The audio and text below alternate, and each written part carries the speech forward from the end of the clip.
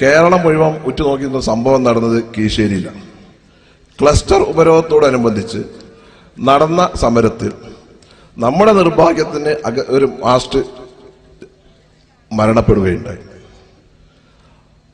August master മരണപ്പെട്ടപ്പോൾ ആ മരണം മുസ്ലിം youth ലീഗിന്റെ പ്രവർത്തകന്മാർ അദ്ദേഹത്തെ ചവിട്ടി കൊന്നിട്ടാണ് അദ്ദേഹം മരണപ്പെട്ടത് എന്നുള്ളതാണ് നാട് നീളെ ഗവൺമെന്റും അതുപോലെ തന്നെ CPM-ഉം അവരുടെ പോഷക സംഘടനകളും അധ്യാപക സംഘടനകളും NGO സംഘടനകളും ഒക്കെ പറഞ്ഞത്.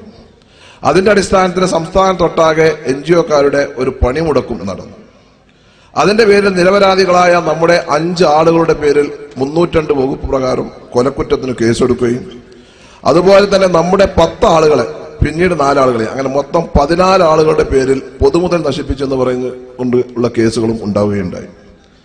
അങ്ങനെ നമ്മുടെ 2 ആളുകൾ ആദ്യം 2 ആളുകൾ ഈ സംഭവം നടന്ന അന്ന് രാത്രി പോലീസ് റെയ്ഡ് നടത്തി പിടിക്കുകയും പിന്നീട് 3 ആളുകളെ നമ്മൾ കോടതിയിൽ ഹാജരാക്കുകയും ചെയ്തു. അങ്ങനെ 5 ആളുകൾ കൊലക്കേസിൽ പ്രതിയാവുകയും 1 മാസം ജയിലിൽ കിടക്കുകയും ഉണ്ടായി.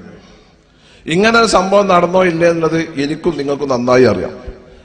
അദ്ദേഹം ഇവിടെ സാജി സൂചിപ്പിച്ചതുപോലെ മുമ്പ് അസുഖമുള്ള ആളുകളായിരുന്നു. അങ്ങനെ അദ്ദേഹം മരണപ്പെട്ടു. ഞാൻ അരീക്കോട് നിന്ന് വളരെ വ്യക്തമായിട്ട് തന്നെ പറഞ്ഞിട്ടുണ്ട്, ചെയ്യാത്ത സംഭവം, കാണാത്ത സംഭവം, അതിന് കമ്മ്യൂണിസ്റ്റുകാരും സാക്ഷി പറയാൻ പോകരുതെന്ന് ഞാൻ അന്നനെ പറഞ്ഞതാണ്. ശങ്കരപ്പണിക്കർ പോയാൽ കാല് വെട്ടുന്നു ഞാൻ അന്ന് പറഞ്ഞിട്ടുണ്ട്. അത് ഞാൻ ഇപ്പോഴും ആവർത്തിക്കുകയാണ്. ഒരു കാര്യം വളരെ വ്യക്തമായിട്ട് തന്നെ പറയാം, കീശേരിയിലെ 5 മുസ്ലിം യൂത്ത് ലീഗിന്റെ പ്രവർത്തകന്മാരാണ് ആ 302 കേസ് പ്രതി. ഇവിടെ ആലിഞ്ചോട്ടിലുള്ള ഒരു കമ്മ്യൂണിസ്റ്റുകാരനുണ്ട്, ഒരു മാർക്സിസ്റ്റ് പാർട്ടിയുടെ മെമ്പർക്ക് കുട്ടികളെ പേര് കൊടുക്കുന്നത്. വളരെ കരുതി നിന്നോണ്ടേ, കാരണം എന്താ ലിസ്റ്റ് കൊടുക്കണ പോതി ഇതിൽ കഴിയും. കാരണം ഇങ്ങൾക്ക് ഇങ്ങനെ പാർട്ടി ഓഫീസ് ഉണ്ടാക്കിയാണ് ലിസ്റ്റ് കൊടുത്തിട്ട് പോലീസ് ഒന്നും കാണാൻ നായാട്ട് എടുത്ത് ഞങ്ങളെ കുട്ടികളെ കൊണ്ടേ ആദ്യം ഞങ്ങൾ നിങ്ങളെ കൈകാര്യം ചെയ്യും.